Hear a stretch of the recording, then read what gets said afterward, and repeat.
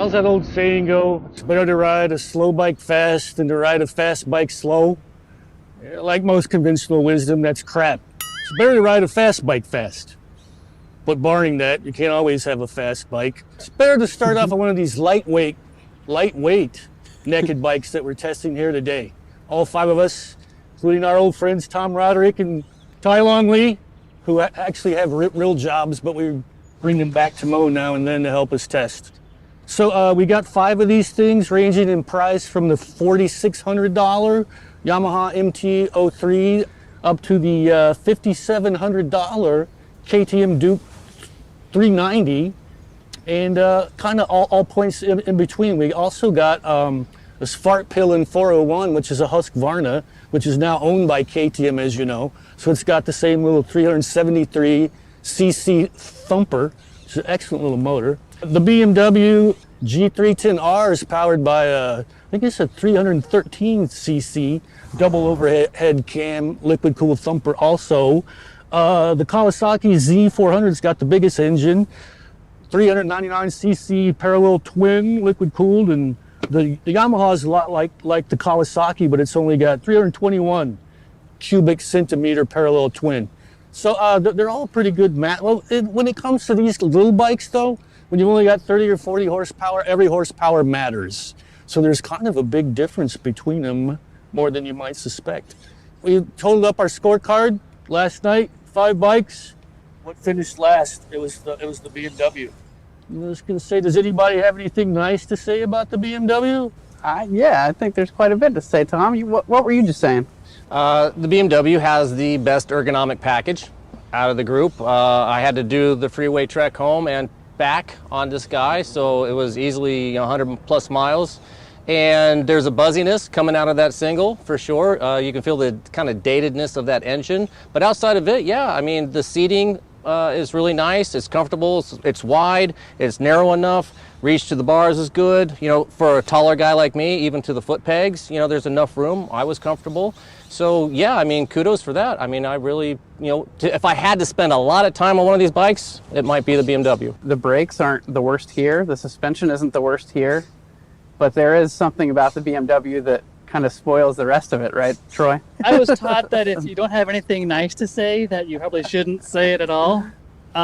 So I really should keep my mouth shut about this BMW. But it is my job to talk about these things, and so I'm going to just put it out there. The engine in this BMW is by far the worst engine in this entire test. Makes the least amount of horsepower and torque. You're just wringing this thing's neck for all it's worth. If you tuck, you can get to 85. Oh, yeah? Yeah. Yeah. Okay, well, It is there you great go. from 0 to 30. It's actually pretty brilliant. Feels really good. Then you hit 30 and it's kind of game over. I think you guys are being a little harsh. I saw 96 indicated on it on level ground. Yeah, but how long did it take you to get there? It took a while, but You were pointed downhill, though, right? it'll cruise all right at 85 or 90, but it's almost tapped out up there, and it's kind of buzzy up there. I went over the ton the other day when we were doing those high-speed passes. Downhill? Yeah. That's right. 101 to Downhill be counts. exact. Yeah. The thing is, though, while whoever was riding this bike was doing that stuff, everybody else on all the other bikes were way ahead, stopped with their helmets off, waiting for you to catch up. No, because I went first and I made you guys go behind me. Point being, I think we can all agree the engine of the BMW really lets this bike down because it's hard to get out of your own way. You don't really have that power to just squirt out of a really sketchy situation. You know, but with that said, I think that actually makes a great beginner bike. If you're totally first bike. like brand new to riding, never touched anything on 2 wheels before, maybe. Or But if then- you're a big person, I mean, it is one of the more open cockpits out of all these. You know, the KTM's pretty good for that too, but this one's, you know, set up nice. It's really comfortable. The seat's really nice. I think we kind of summed it all up in on our scorecard. We do grin factor down at the bottom, and the BMW scored a 32% in grin factor. That might be an all-time low. Yeah, that is by far the lowest score we've given to any motorcycle we've tested. It's like we always say, ridden by itself, If you don't want to go out and ride with a bunch of other people like maniacs, like we always wind up doing, it's not a bad little bike for getting around town. For commuting, probably gets great gas mileage. We'll put all that in the spec chart that'll be online. Can you say one nice thing? The red is awfully nice. It's a nice shade of red on this frame. The wheels are And the cool. wheels. So there you go. There's something nice. It's got stainless lines. There you go. And adjustable levers. What was our 4th place finisher, Ryan? I believe it was the bike that you're holding up right there. The Yamaha MT-03. That's the one. MT standing for Masters of Torque. It's hard to be that when you got 321 cc's. But it does nice enough job. It does its best against a company that's pretty much bigger than it. It's like if you're on a 321 cc here, it's kind of like riding a 750 when the new R1 just came out or something. It's going up against leader bikes. But I feel like this one's kind of the sport tourer of the bunch almost. I think it's the biggest, heaviest one, and it's easiest to spread yourself out upon. Might be a little softer of suspension when you're going down the road. You know, when I first got on the bike, I thought it was the Kawasaki because the engine is so smooth. And Kawasaki's the ones I've ridden tend to be really smooth. I really vibe with them nicely, right? So I got on the bike and I thought, oh, this feels really good. And it's got a little bit of kick. And it revs up nice. It revs up high and it's nice and smooth. And then I looked down and I thought, oh man, it's not the Kawi. This is actually good for the, it was impressive that it was the Yamaha. I thought it was comfortable. It's got decent ergonomics. The brakes were good. No complaints on it really. It just kind of runs out of juice at the top end, but it handled really well. It had it over on the edge and it felt good. It's got these really narrow bars though that you gotta get used to. And I'm a small guy and they felt narrow to me, so that might be something. But the seat height is really low, which is good if you're a beginner or short-legged like me. It's nice to be able to flat foot a bike for the first time in ever, kind of. So, which is also another great thing about the BMW, is that for someone who's starting, that you can actually flat foot it if you're blessed with short legs. I said it's the heaviest bike here, but it's still only 371 pounds with 3.7 gallons of fuel in it. So it's really easy to go around in parking lots and push it around your garage if you're lucky enough to have a garage. And just a real friendly around town motorcycle. It could be a good commuter. It's not, it's not blowing the doors off anything except the BMW, which made 32 horsepower. This one makes like 35 or 36 with a few more pound-feet of torque. I think this one's up to 20 pound-feet of torque. So, we're heading in the right direction.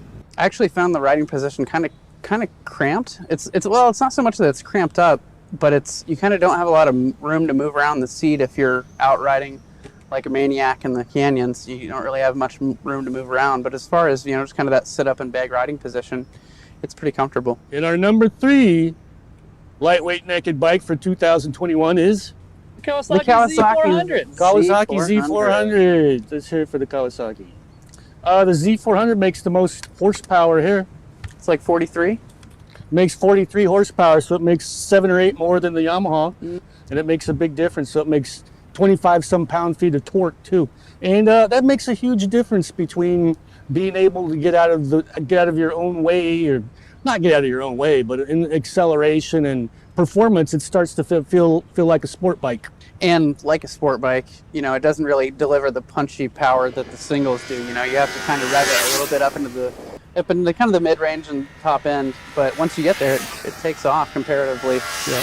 And of course, it's geared a bit shorter too, because it revs on to 11,000 RPM. On that one, I saw 112 miles an hour. Don't tell anybody. But so it scoots along pretty good.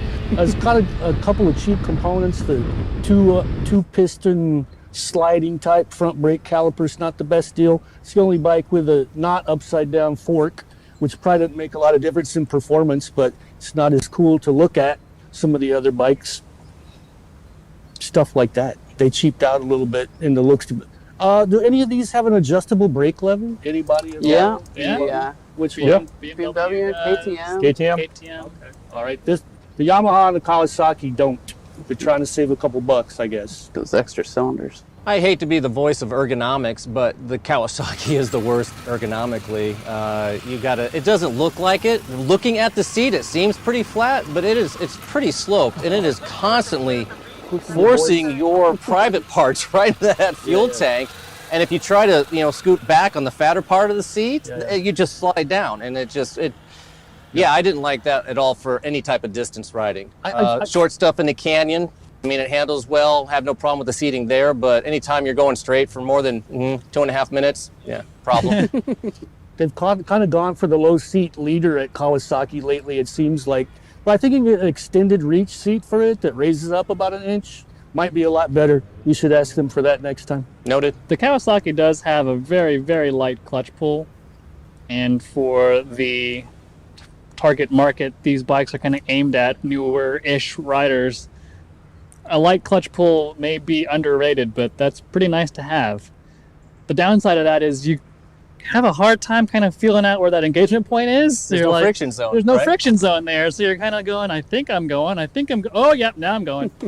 So it's a double-edged sword, but if you're just learning the ropes and starting out, having a light clutch pull like the Z400 has is it's a pretty nice thing to have, and it's a good skill to build up once you move up to some other bike. It's got that really light clutch pull. It doesn't make a ton of power just, as it builds up into the rev range. So for a beginner rider, it's also got the low seat height. So this is kind of a really good package for a new rider, or if you're experienced, you'll be revving the bike out a little bit higher into the meat of its power. So it kind of becomes probably a pretty good bike to learn on and then grow with, because as you get more comfortable and you start revving it out a little bit more, then you're getting into that 43, 44 horsepower. So I think that's kind of a cool, aspect of it. I gotta say too, on the engine front, the power is great. Makes a lot of power for this category of motorcycles. But oh my goodness, the first thing I would do to that thing is put a pipe on it, because it sounds like a sewing machine when you really get on it. And I'm not usually the first guy to put a pipe on a bike right off the bat, but man, oh man, it's like, talk about lulling someone to sleep with how boring it sounds. Like this power is great, but man, am I bored with it.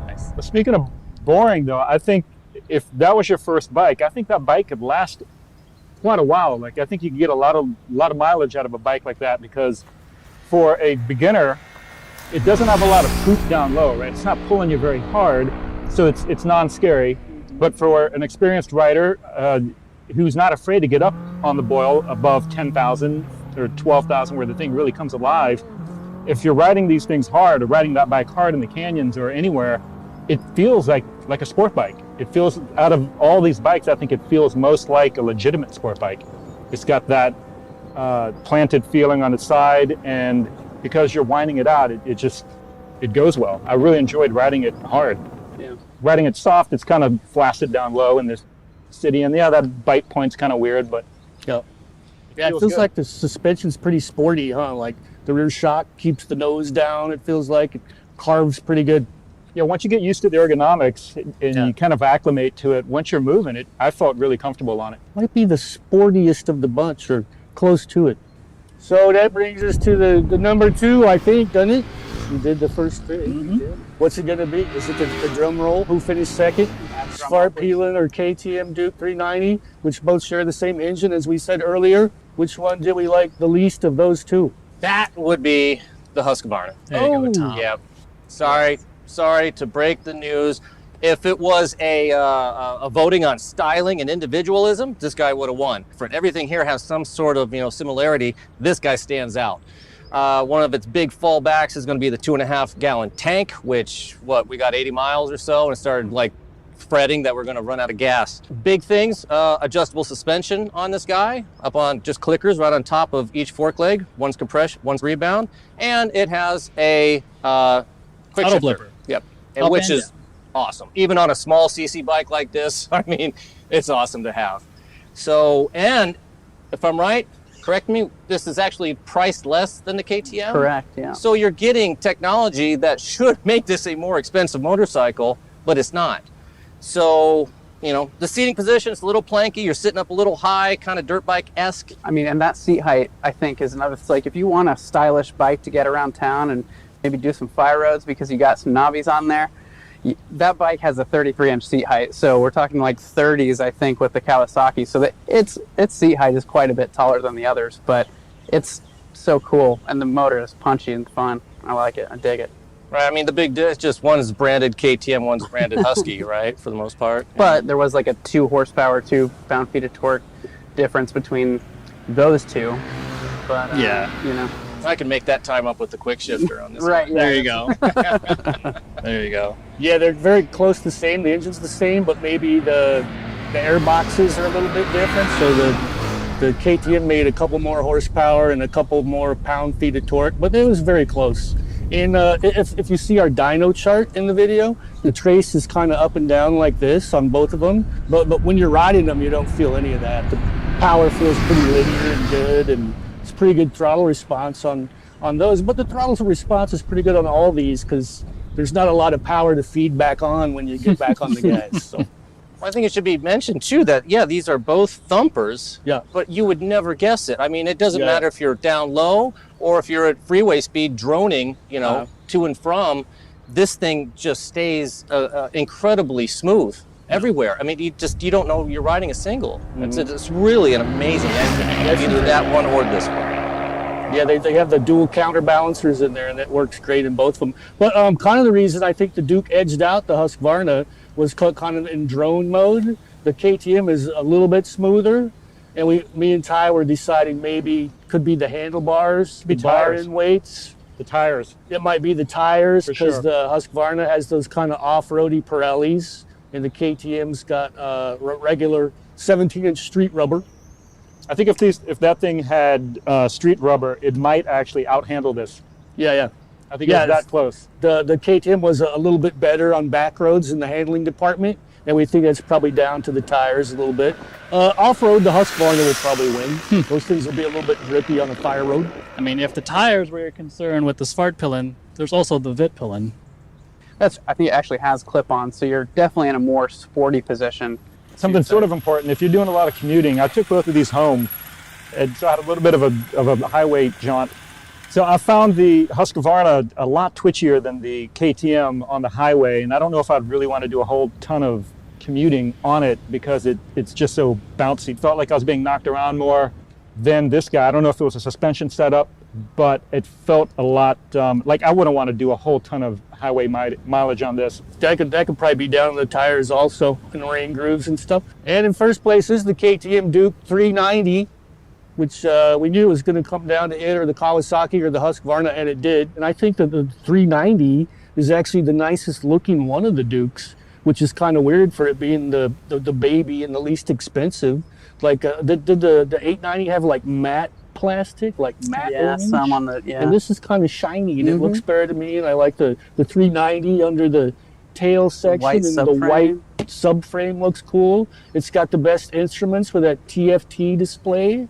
It's pretty sweet. The proportions are nice. I think in just the package overall, it feels really good. It looks good. It's a motorcycle I could be happy on, either out doing the canyon carbon or doing the freeway miles. I mean, I think it's the best all-around motorcycle here, bar none, myself, without any modifications. This guy, maybe change the seat a little bit, do something. Kawasaki's not in the equation. So yeah, KTM for me is the best all-arounder. I put my girlfriend on this last night. We did a quick highway blast. I got on it and twisted the grip, and surprisingly, we were both being tossed back, and it surprised the hell out of both of us that this actually, I mean, it's not the most comfortable thing on earth for a pillion, but if you had to, this 390 is punchy. And one of the fastest guys I know, a racer, this is what he rides, and he kills it in the canyon with this thing. So this is a bike that I think a beginner could get on, feel comfortable with, and any real biker would be super happy to have to keep in the garage. I'd put one of these in my garage for sure. Yeah, I think the KTM also, that was one of the first bikes that had me start questioning like the terminology that we use with these bikes. And sometimes we're like, oh, these are entry-level motorcycles. But like that was the first one where I was like, this is a lightweight, this is a substantial motorcycle in every way. It's not an entry-level bike. It's a good price, $5,700. I mean, it's the most expensive one here, but overall, that's just a really good motorcycle to ride. It's got pretty good brakes. The suspension's pretty good. You know, it's punchy motor, a lot of fun. The ergonomics are adult sized. You know, you're not all crunched up like these two Japanese machines. Right. Yeah, it's a really good overall package. Well, and to be fair, it's lumping the BMW in the same test with that is, you know, unbalanced, you know, because this is more of a beginner's motorcycle. That guy, any one of us could have in the garage and be happy with. I'd be more than happy riding this thing around. Like you said, it's punchy enough, it has enough power, it's comfortable enough. I could own that motorcycle. BMW, not so much. And that TFT display is super Yeah, good. it's great. Yeah. Oh, Well, speaking of clocks, the Husqvarna, I had a hard time reading the clocks in Yeah, I direct can't sunlight. read it all. absolutely. And being black and white, it's not as cool as the KTM. But just I would come around a corner, and when the sun was hitting it properly, it was just reflecting and not the most legible thing. So yeah, it's not so good to ride a slow bike fast, but a few of these are not that slow for being small engine, little possibly beginner bikes. But a couple of them you don't have to be a beginner to appreciate. It's another win for the Euro bikes, except for the German ones anyway. Well, before we go, there is something regarding the YouTube commenters that I'm sure they're going to squawk about. We get comments all the time when there's a KTM in the test about how KTMs are tailor-made for moto journalists who like to ride and have fun but never have to maintain their motorcycles. Me personally, I've heard actually pretty decent things about the reliability of the newer generation of the KTM 390 engine. The previous ones were blowing head gaskets for various reasons. I think it was 2017 and up. 390 engines are actually fairly reliable. That said, if any sort of maintenance issues scare you away, maybe because you are a newer rider and you just want to ride and not wrench, I mean, the Kawasaki is going to run all day long, and all you got to do is put gas in it and put air in the tires and not have to worry about it. So something to consider. If you don't care about that and just want to have fun, the KTM and the Husqvarna, I got to get over that, are going to be just the ticket for pure exhilaration. Back to you, John. KTM 390 Duke wins it, followed hot on the heels by the Husqvarna. They got the same engine. We'll repeat that again. I don't know why, but followed by the Kawasaki Z400. Great bike. Yamaha. That wraps it up. Hope you liked the video. If you didn't, it's Ryan Adams' fault, not mine. Hit the like button if you like it. See you next time with the heavyweight naked bikes, right? Maybe. Maybe. Cliffhanger. God willing and the creek don't rise.